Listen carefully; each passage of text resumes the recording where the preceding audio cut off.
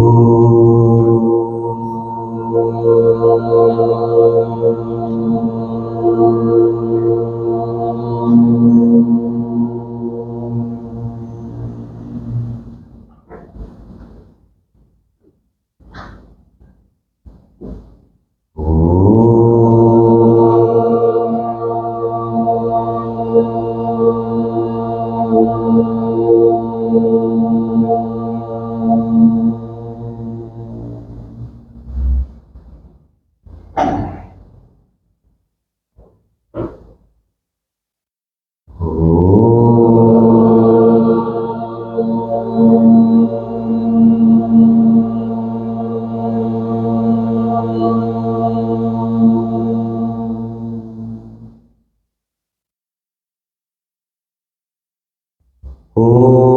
Shri Ganeshaya Namaha. Om Shri Saraswatyai Namaha.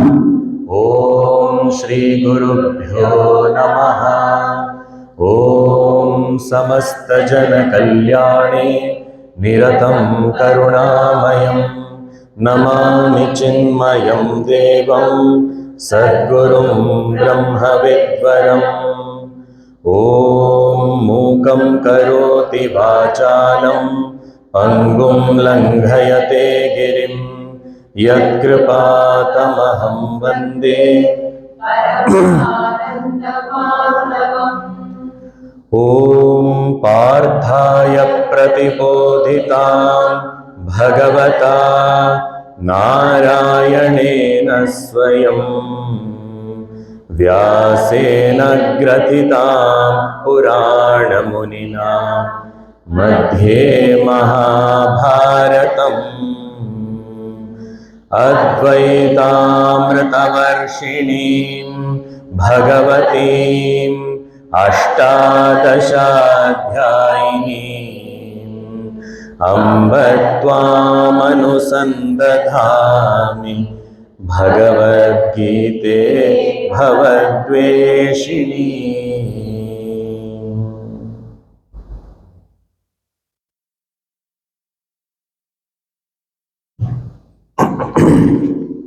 Bhagavan Shri Krishna,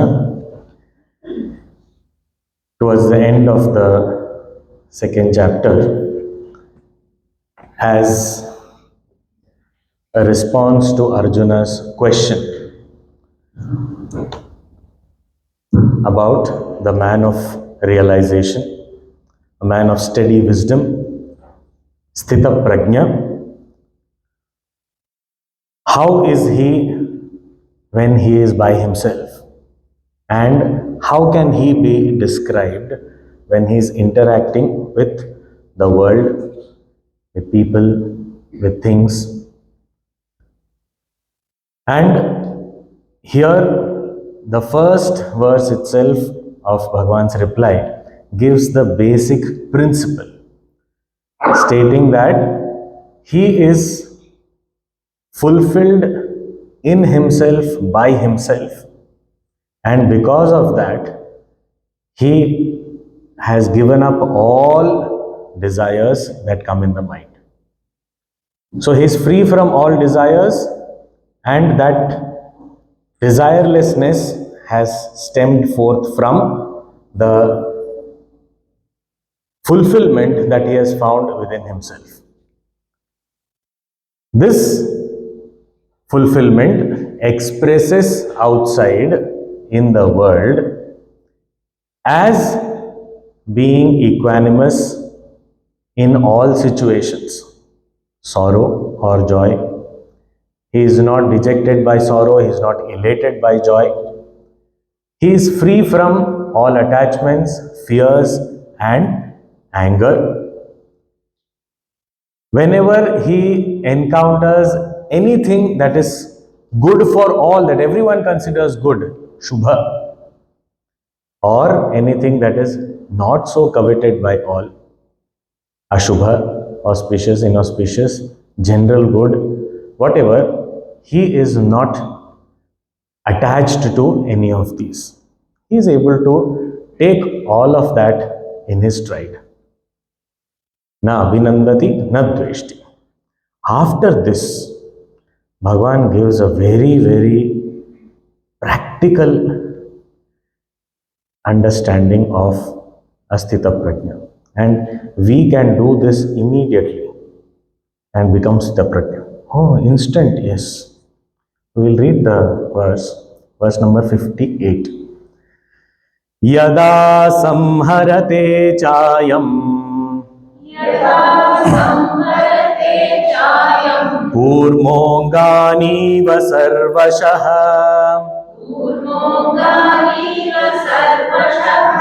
Indriyani indriyarthebhyah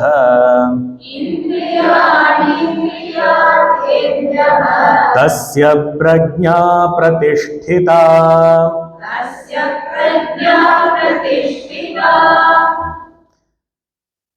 When a person gives up tea, he becomes sthita prajna. Tea. See, it is written, Yada samharate chayam. Give up chayam, then sthita prajna. There are many people who translate these verses like that. But it is cha ayam. This person, what does he do? Yada. Here also, if we see Yada, when, it is not talking about a particular person. It is available for anybody. But when such a person, what does he do? Samharate, he withdraws. Samhara word also means kills. But here the more appropriate meaning of the word samhara is he withdraws. What does he withdraw? Indriyani. His senses. From where? Indriyarthebhyah. From its objects or fields. So when this person, I am Purushaha, when he withdraws samharate, what? Indriyani, all his senses, from its fields, from its objects. That time, he says, Tasya prajna pratisthita. Such a person, his wisdom is steady. He is established in the highest knowledge. He is called a sthita prajna. How can one withdraw? In what way?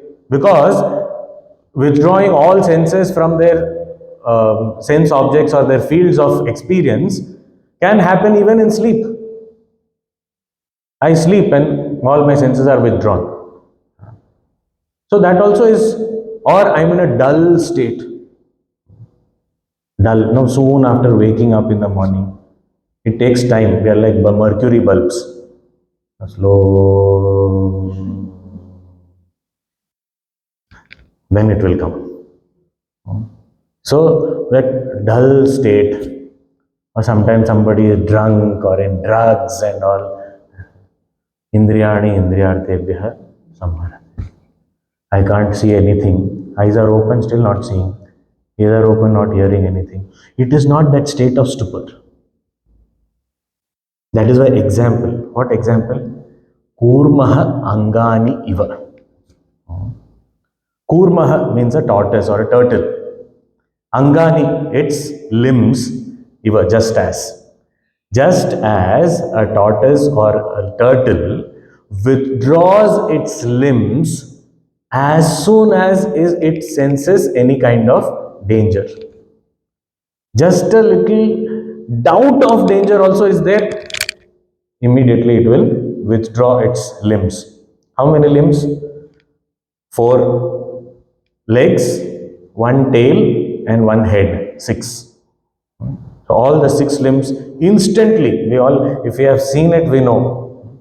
Even a grain of sand, if it falls on it and if it feels that it is danger, that grain of sand is enough. Tuck, comes in. So anything far away, something it feels that some danger is coming inside. Because as soon as it is inside, it is safe. When it comes out only, there is danger. Because anybody stands on that shell also, nobody can break it. It is so strong, withdrawn. So this withdrawal at ease, at will, is the strength of this tortoise, and so is the strength of the man of knowledge. What six limbs he has? The five sense organs and the mind. He is instantly able to withdraw as soon as he sees. Now the point is, oh, so for this Sthita Prajna also there is danger. So he also lives amidst danger. So danger means wherever he feels it is not necessary, he has the will of withdrawing. Sometimes with us what happens is we go on a long bus journey, and in that bus it will be a video coach. You are sitting on a seat that has been allocated, and we are naturally all seats are facing the front, and then there is a TV there, and then they will put some movie in the night. After midnight only it will start, quite noisy, and then it is there. Now I am sitting there, but I'll keep on watching the movie and keep complaining. Why are they putting this movie? I don't know. Why this movie they have chosen? Some nice movie they should have put. What is this boring movie? But close your eyes. Bhagavan has given eyelids. But no. Keep on watching. As though somebody is not. And then we'll say, I have paid for the ticket. After all, if I don't watch the movie, that much will be wasted. As though it is included. Free movie. Let me watch. Headache is also free along with that in the morning. But we are not able to withdraw. When I know, I don't know. No, there was a boy. His mother told, hey, today you did not do puja at all. No, every day I have told you should do puja. You did not do puja. So, no, I did puja today. When did you do puja? I didn't see you. You did puja. Hey, at that time, remember that neighboring auntie had come and she asked for one bowl of sugar, and then you were talking about next week, what are you going to do? And you said that you're going to go for shopping. That time I was doing puja. So I am doing puja, but where my mind is, where my ears are, there. I can't withdraw. It is very interesting. Something that I like doing, automatically my mind and all my senses are withdrawn. Nobody can disturb me. This experiment was conducted somewhere in a city in India only. It had. I'm not taking the name of the place, but they had conducted this experiment. The police department had conducted. This is a real thing. They had done it because they saw that people are glued to the TV. This is like pre-internet era. So people are glued to the TV, and they were like, they didn't know what was happening around. The whole family sitting in the couch in front of the TV, and the whole world is gone for them. So these police people, they conducted an experiment in few areas here and there where such things were reported. What they did was they themselves in civil clothes went and robbed the homes, except leaving the TV and the couch. Everything else was taken out from that front door which was next to the TV. They could not know. It was all robbed. It actually has happened. 2-3 houses they did that, and then after the program ended, suddenly they realized what this happened. They ran to the police station, and they had to listen to a proper lecture and class there. After that, everything was returned to them. So when we like something, all senses are withdrawn. Even if you hear some sound other place, something, it will be nothing, no danger, don't worry. It must be a cat. Let it be, let it be. I'm not going there. Why? Able to withdraw. But something I do not like doing. Very interesting. The same student who is sitting and watching TV is not disturbed by anything. Even somebody goes between him and the TV, nothing will happen to him. But that same student is asked to study.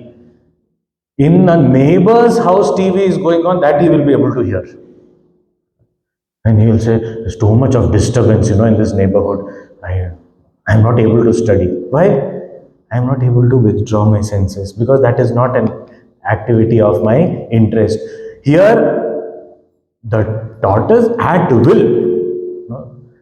It's like a reflex action. There's no even thinking or processing involved in this. This kind of withdrawal of senses and mind at will, if a person has, when a person develops, that is as good as being a wise person, a man of realization, sthita prajna. That is what it is. So for a sthita prajna, withdrawal of senses is natural, at will. So he is not sensing any danger. For him, there is no danger. But if he feels it is not necessary, tuck, over. No experience, not required. Then, and when he wants to come out, he'll come out. There was a saint, it was very interesting. This saint was sitting, just like that, sitting under a tree or something, he was just sitting by himself, enjoying, reveling. Two, three people came from a distance. When they approached, his eyes were open, the saint's eyes were open. He saw from a distance, immediately took his mala and started doing japa. Now, those people, they were devoted, but also a little bit, so they went, very cheeky people. They went and said, "We saw you. From a distance, we saw you were just sitting like that. And as soon as you saw us coming, you took your japa mala, started doing japa. You only say, we are all your not devotees, we will follow all that you are doing. So you want us to do this?" So he said, "Look, I am not showing off that I am doing japa. But when you come, that is when I need japa the most." That is why I was doing, not to show off that I do japa. That is when I want to withdraw my senses. I don't want to engage with you. That's the reason. So that's why. So the point is, am I able to withdraw my senses, my mind at will? What does it mean? It does not mean not using them at all. It means I choose. I want to use it here to this extent, and then that much I did, over, bring it back. Puja Gurudev used to say, we have talked about, Gurudev used to sometimes be so angry. And then people say, "Oh, Gurudev," he talks about no anger, and he himself gets angry. That time Gurudev used to say, "I use anger like a pen. It is always in my pocket. When I need, I use it. Then when I don't need, I put it back." That at will. And that's the reason, after blasting someone, the whole environment, like the whole place, everybody is trembling, not just the one who is getting it, but everyone, the spectators also trembling. And this one church, this actually happened in the Bombay ashram. One little girl, she came with a rose and said, "Gurudev, it's my birthday today." And nobody else had the guts to go near that time. It was Narasimha avatar that time. Only Prahlad can go near.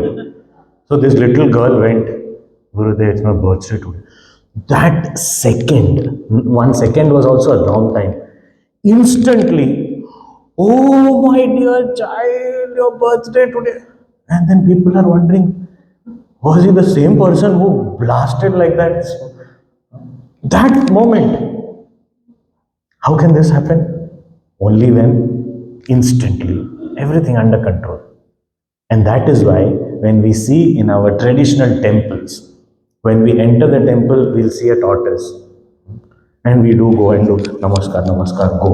But we don't understand this is the purpose.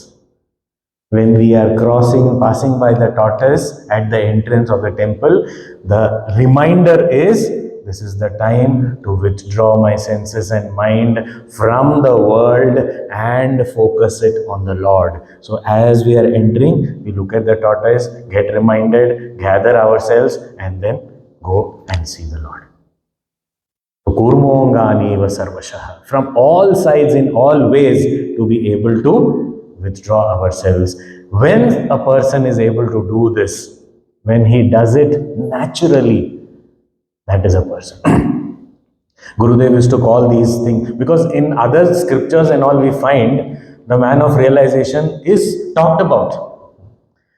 But there are very few indicators about his interactions with the world. There are descriptors or indicators of what state he is reveling in.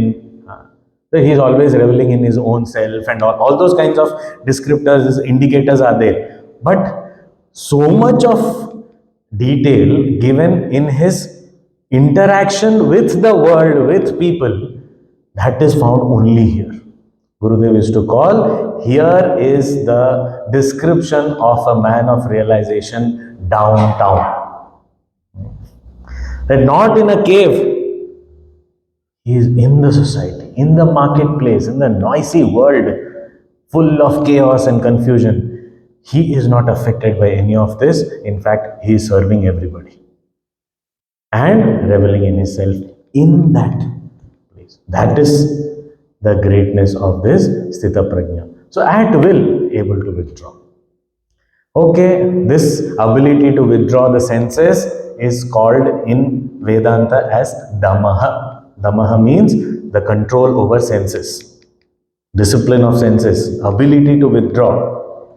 But I know I don't want to get carried away, and I know I may get carried away, so withdraw it. This is called Damaha. And if it comes naturally, best. If it doesn't come naturally, I have to put in effort. Because all these verses are describing a man of knowledge. For him, these things are natural. For us, it is our sadhana. Our effort has to be in that. Okay, that is good. But withdrawing senses, it is good. Withdrawing the mind is good. But can I not have a situation where my mind doesn't go out only? It doesn't wander only. My senses don't wander only. They are all the time in proper discipline. I don't have to keep on catching it, bringing it back. Not required. Naturally. Means this is called Shama. Shama means the mind is at peace. It is calm, peaceful. It doesn't need anything to eat. Eat means through all the senses. It is constantly, mind is eating. So it doesn't need all those food to eat from the senses. It is at peace. Mind being under control, mind being peaceful in itself, that is called Shamaha, sorry. So the previous verse, this verse that we just talked about Damaha. And now next verse is talking about a little Shamaha. Or if you have to say this, such kind of, if we withdraw our senses and all, yes, things may work out. But is there a permanent solution? That also is being indicated in the following verse number 59. Vishaya vinivartante niraharasya dehinaha rasavarjam rasopyasya param drishtva nivartate.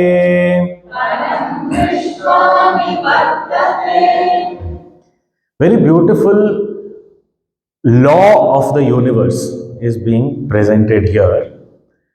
It is niraharasya dehinaha, an embodied being, a person, an individual, who is nirahara. Now, ahara does not mean just food. Here, ahara means food for all the senses.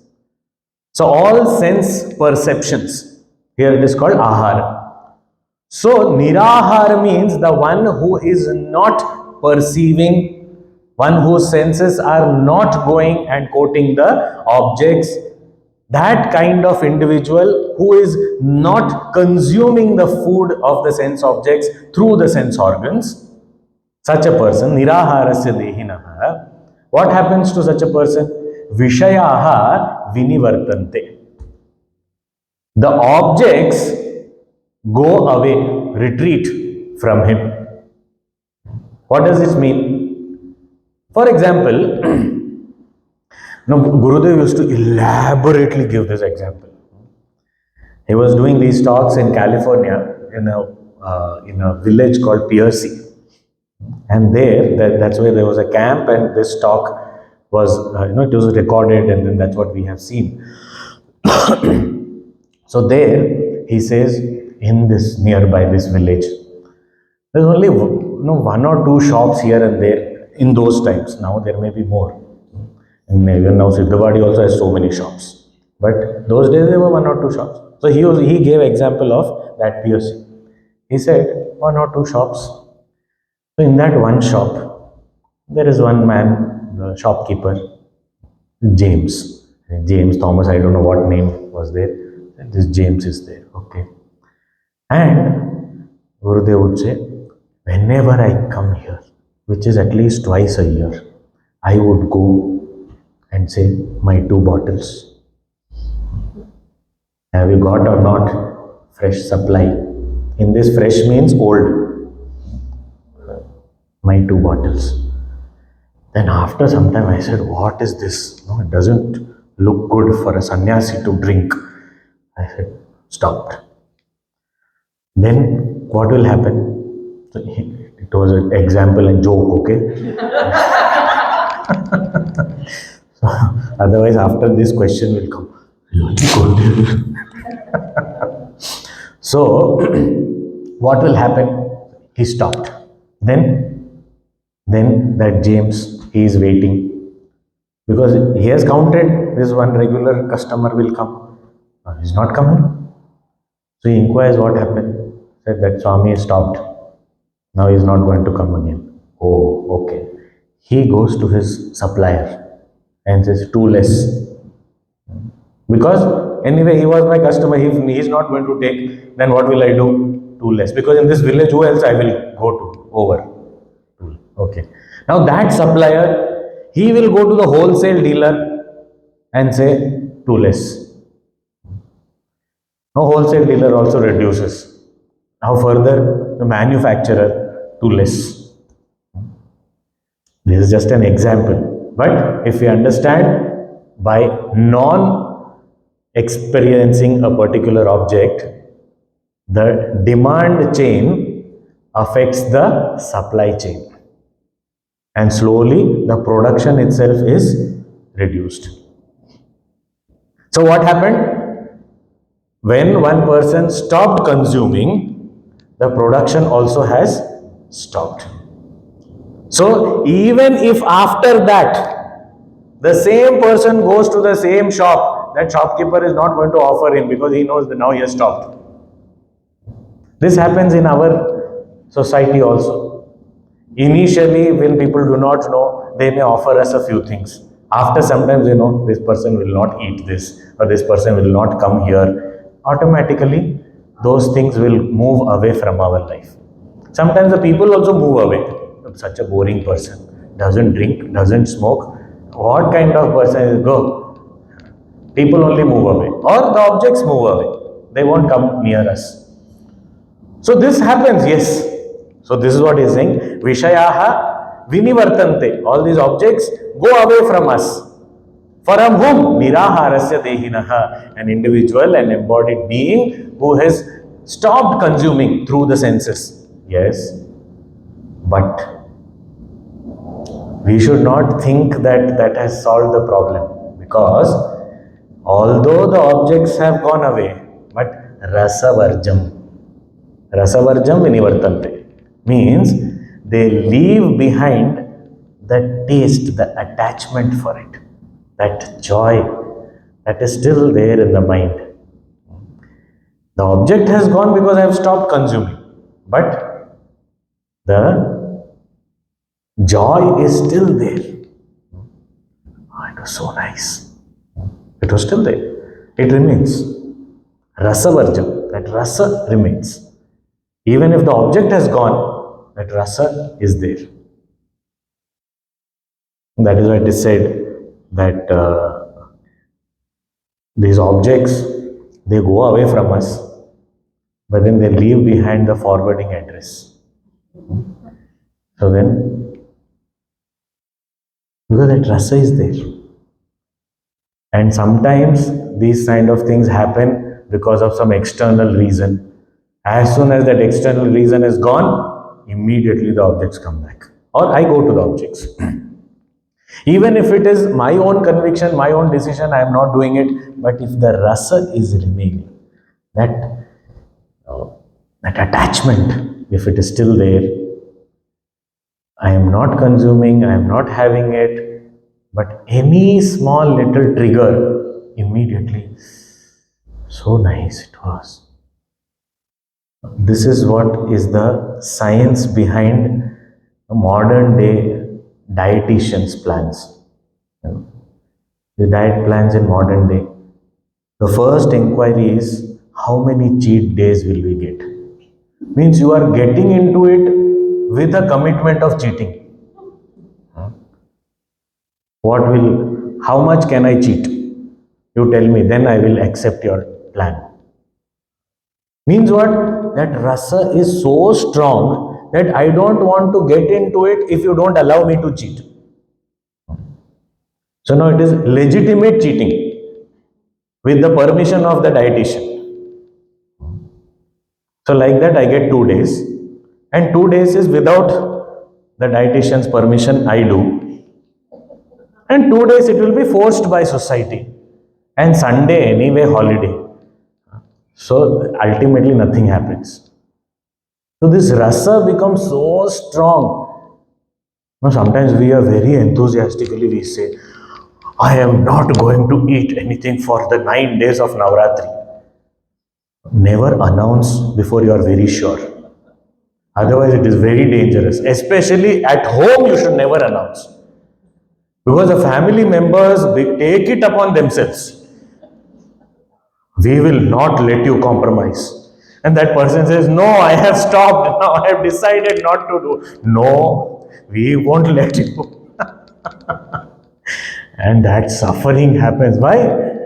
Because we feel we have conquered, nothing has happened.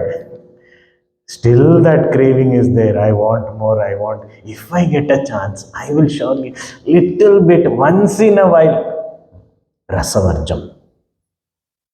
This is very, very subtle thing. And sometimes we don't even realize that it is happening.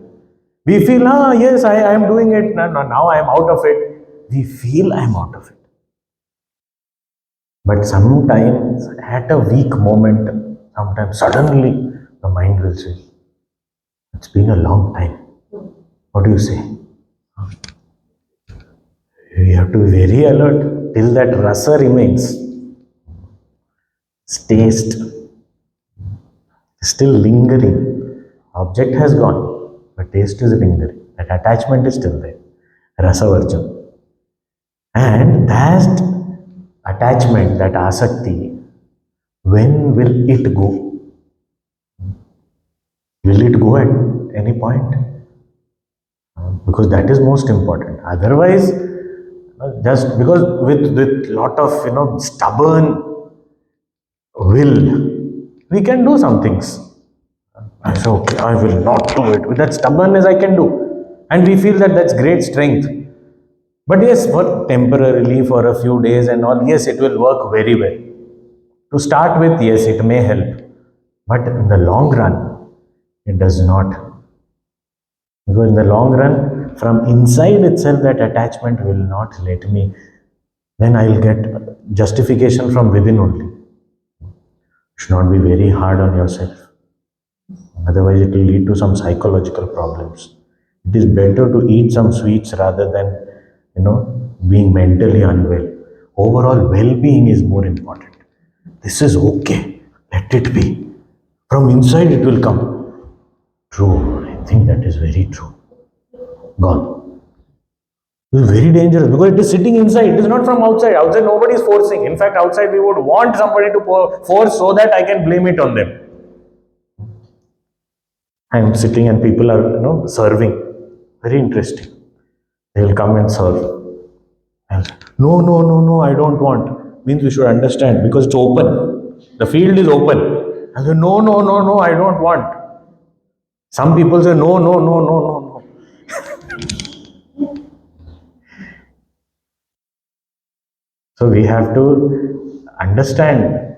And sometimes there are some people who will come. You want some sweet? No, no, no. Okay. And, what is this? He is not asking second time. I thought second time I will take. Okay, you are forcing, so I am taking. But this is what is this? This is not fair. And then I don't feel like calling him back also. So now what to do? Vishayaha vinivartante. And people are very sincere. Okay, you don't want, we will not force you. And I said, but I want you to force me. So that, why? Not because, it is because I get somebody to blame it on. And I feel, no, my conscience is clear. I never wanted to eat. I refused, but then they forcibly gave me. That is why I had to eat. You should not waste whatever has come to the plate. So that is why I ate. Otherwise, I was not going to eat. I am very honest. Very good. This rasa is that one little ray. It will corrode us from inside, can take us for a ride. But rasaha api asya. But even that rasa, nivartate, that also can go. When does it go? Param drishtva.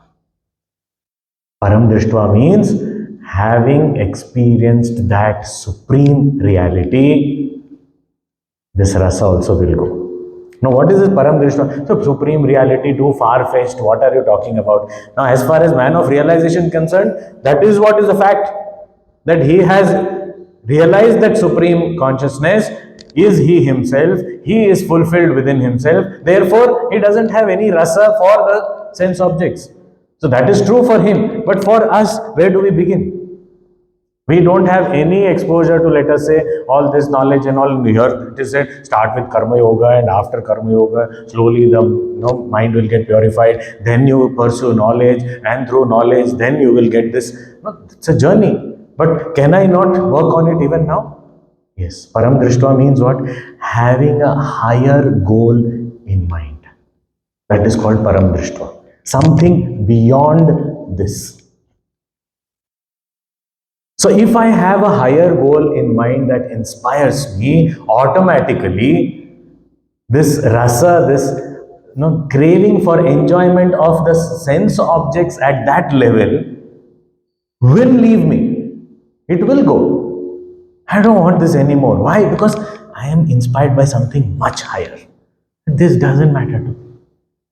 How does it matter? Small thing, this is too small for me. Somebody who is inspired by something really great, for them, what is this? Big deal. It's okay. So somebody, for example, somebody is serving the nation, serving a big organization, serving the people and all. And for that person, if some little bit inconvenience comes, or he sees that people are all sitting and eating, and I'm standing here and distributing or something and all, I'm not getting food, that person is not bothered by it. There's no rasa that I also should get something to eat. I also want that to. No. Why? Because I am inspired by something higher, nobler. And therefore, param drishtva, my vision is towards that higher thing. Therefore, these things don't matter. These become very minuscule for me. So I want this, I want that. Those things will not matter. Somebody asked, when Gurudev started his work, somebody asked, oh, where will you stay and all? He said, minimum, I want a multi-star hotel. What? One sannyasi is unknown to the world, and today you are coming to start the talks here and you're saying multi-star. What do you mean? He said, under the sky. Because that's all I need. Why? Because I have not come here to get accommodation. I have come here to spread this knowledge, and that is what is inspiring me. How does it matter where I stay? I can stay under a tree. That was his readiness. No rasa for the world. That is why somebody asked, a youngster went and asked Gurudev, that is shown in that On a Quest movie also. Somebody asked that, Swamiji, how did you renounce this world? Because that is very difficult for us, because we find that rasa. And we are not able to. That time that youngster had chewing gum in his mouth. So Gurudev asked, what is that in your mouth? So he said, sorry, Swamiji. So no, tell me what is it. It's gum. Okay. So till when will you keep chewing it? When will you spit it out? And I'll see till the time some juice is there. After that, I will, when it's tasteless and all, I will throw it out. So Gurudev said, I also chewed this world enough. When no taste was found, I also let it out. Rasam. gone. When param drishtva, when something higher and nobler is recognized, automatically something ordinary is given up. Param drishtva nivartate. This is our starting point. If we are finding something, some attachment that is not leaving us, how to get rid of it? If we keep on fighting against it, or closing eyes and saying, go away, that is not going to work. Because go away and it will come back also. It will go away from the front door and from the back door it will come in. That is not going to work. I have to shift my attention towards something higher, my goal that inspires me. Then automatically these things, if it is there, good, not there, no problem. Doesn't matter, no attachment. Once Gurudev was traveling in a train and somebody must have given him no golden ring he was wearing. And people used to give him, so he had a golden watch and golden ring and golden frame spectacles and the stick also it was framed with. So people used to feel, and silken clothes and all. Everything our people used to give love with love, they used to, okay. There was one businessman seated opposite to Gurudev on the train, and it was a non-AC kind of thing. So they were started chatting. This man looked up and down, and he saw that in different stations and all devotees will come, do pranam and everything, and bring some fruits and all these things. So he saw all these things for some time, and he said, "Acha, Swamiji, you are wearing a golden ring. I am wearing a golden ring. Huh? You are wearing silken clothes. I am wearing silken clothes. You are wearing golden watch. I am wearing gold. We both are almost the same. Only the color of your clothes is different, and you have a long beard. I don't. That's all. That's the only difference. Otherwise, both of us are the same only. Then why these people are coming and falling at your feet and not mine?" So he was, he asked. Gurudev smiled. I said, "No, you tell me what is the difference." Gurudev, "You really want to know the difference?" I said, "Yes." The train was moving full speed at that time. "Yes, okay." Gurudev said, "Can you do what I do?" I said, "Yeah, of course, I can do everything that I do, that you do." Okay. He took out the ring and threw it out of the window. I said, "Do." He fell at Gurudev's feet. "Sorry, I understood." He said, "I am not attached to this." He said, "Sir, I am not afraid of this also. Because this is not my object of focus. I don't live at this level. People are giving out of love, I am accepting. If they take away, they'll take away. Doesn't matter. Param drishtva nivartate. Automatically, any craving, any attachment will leave us when we lift our mind to a higher level. After saying this, now Bhagavan is warning us through Arjuna. He is saying in verse number 60, Yatato hyapi kaunteya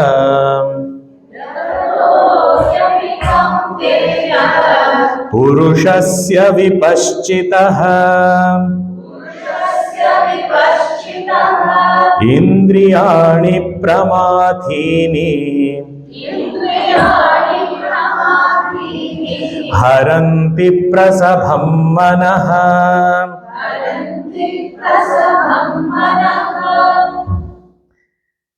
Here there is a word of caution.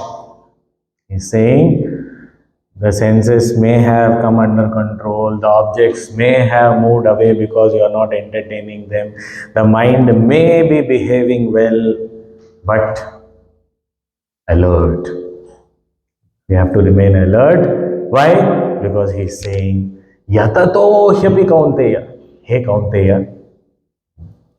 Yatataha api vipaschitaha purushasya. Such a person who is vipaschita means he has known things Intellectual knowledge is there, abidance is not yet there, but he knows. Well-read, learned person.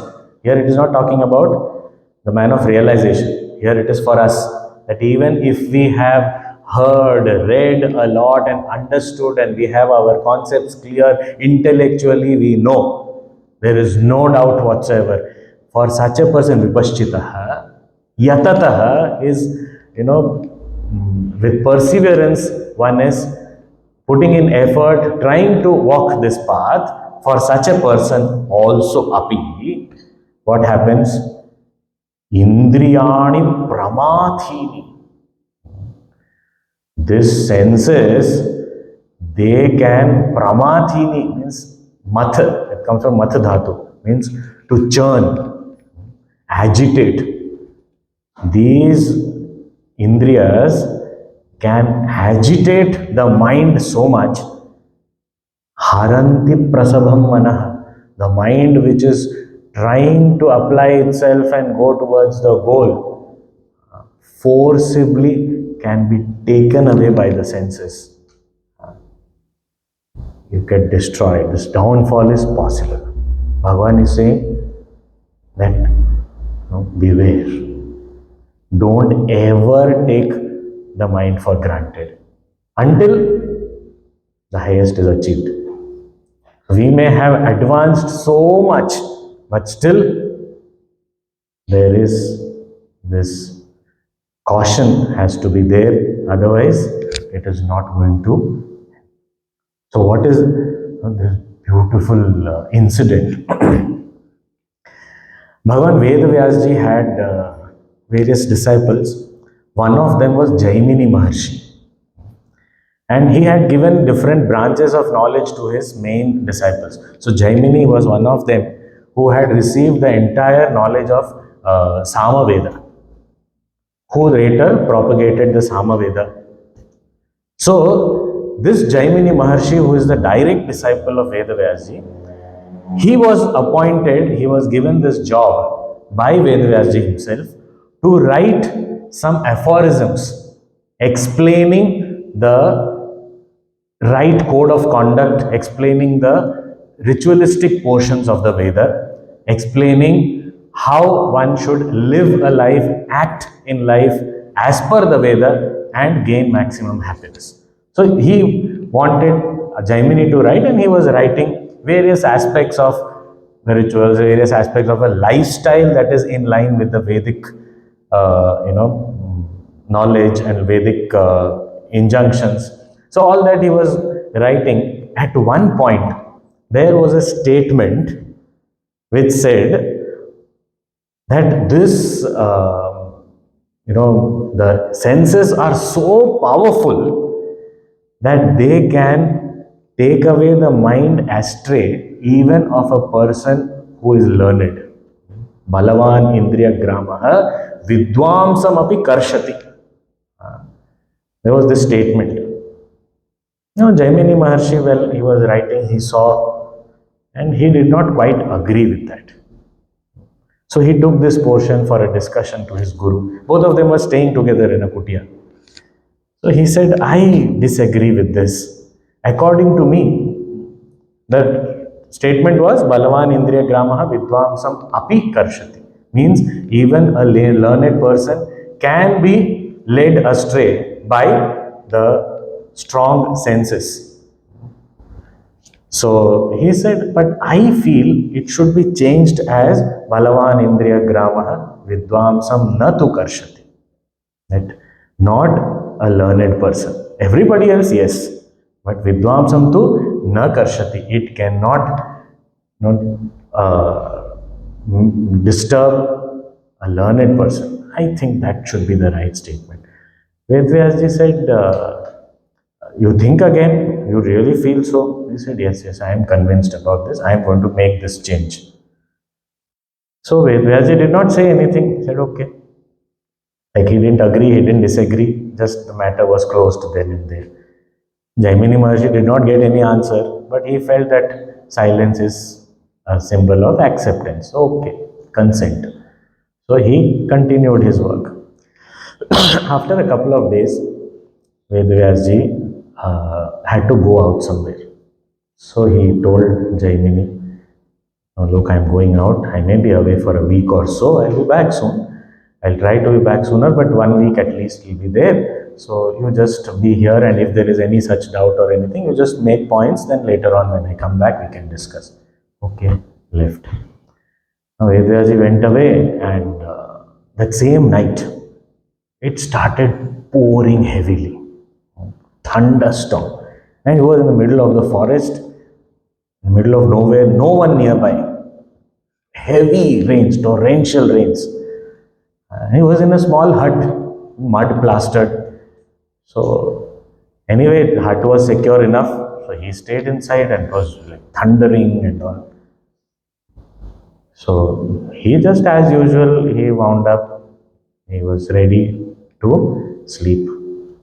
Suddenly he hears tuck, tuck, tuck. What happened? At this time, my guru has come back. I said, no, but he left in the morning. If he had to come back, he would have come back sooner. And in this rains, why should he come back? What is it? He had so many questions. He lit the lantern again and went to see. As soon as he opened, he saw this young, beautiful girl, soaked in this rain, drenched completely, shivering out of cold.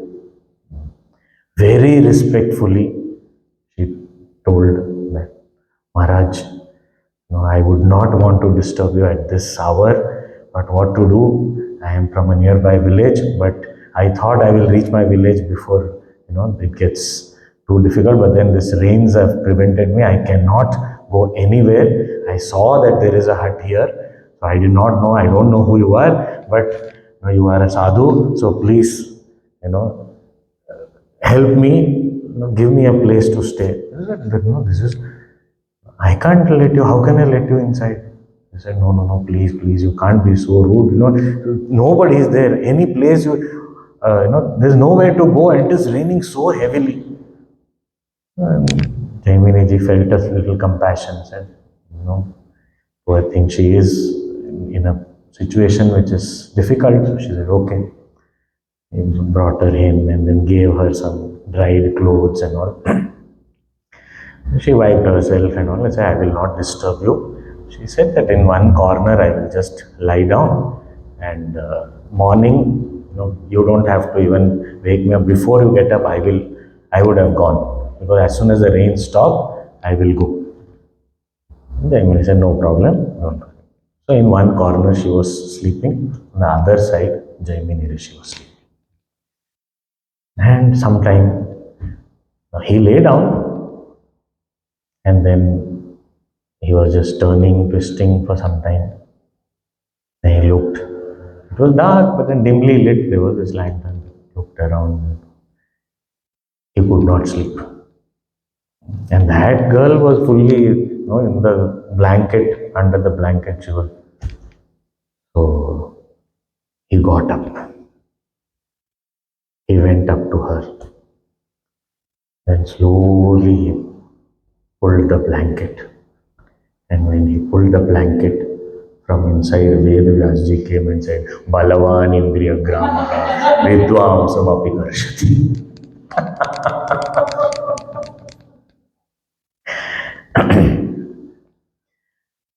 So this Bhagavan is cautioning us that never take the mind and the senses for granted. Which moment will be dangerous, we don't know.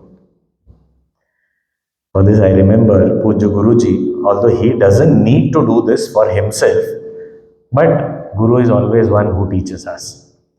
So we were all sitting, this was many years ago, maybe 20 years ago. That time he used to watch cricket, live matches and all he used to watch. So there was this match going on, and we were in Coimbatore, in the city. And somebody's house, he was watching, and between two overs there's always this commercial breaks are there.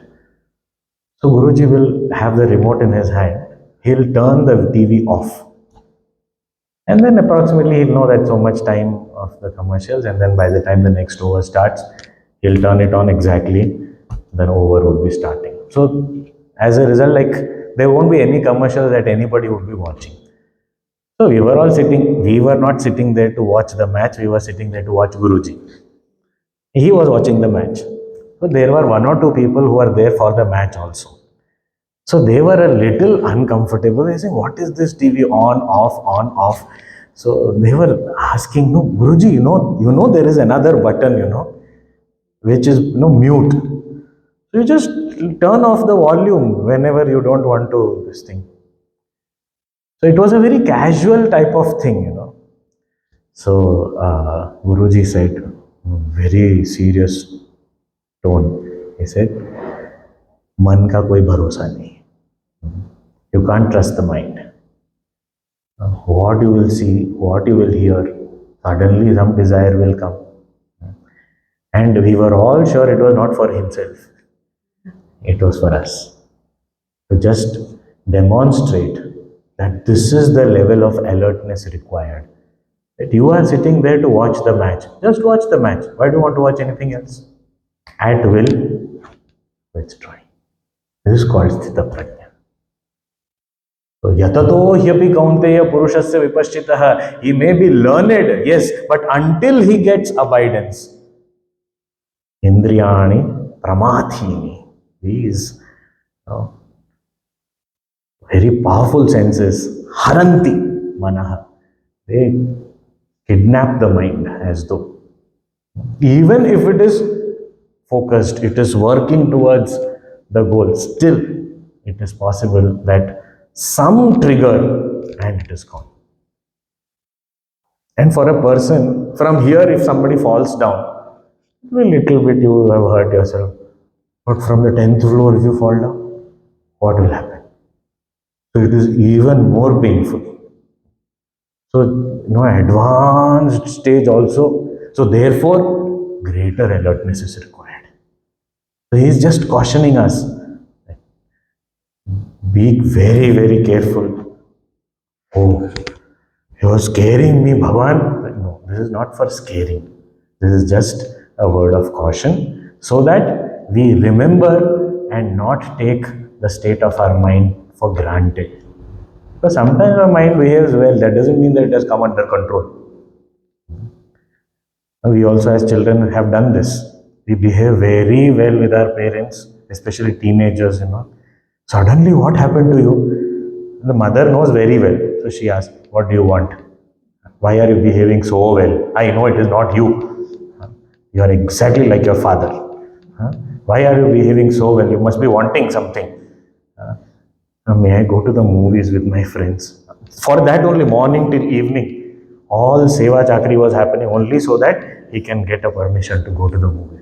So, like that only, one day the mind behaves very nice, we may feel that, oh, mind has come under control. Then the next moment, what will happen, we don't know. That is why Bhagavan is just alerting us, saying that be careful, be alert. Further, he is also telling us what is to be done. And if we don't do that, what will happen? That also he is telling. Very interesting portion. We'll see that tomorrow. ॐ पूर्णमदः पूर्णमिदं पूर्णात् पूर्णमुदच्यते पूर्णस्य पूर्णमादाय पूर्णमेवावशिष्यते ॐ शान्तिः शान्तिः शान्तिः हरिः ॐ श्रीगुरुभ्यो नमः हरिः ॐ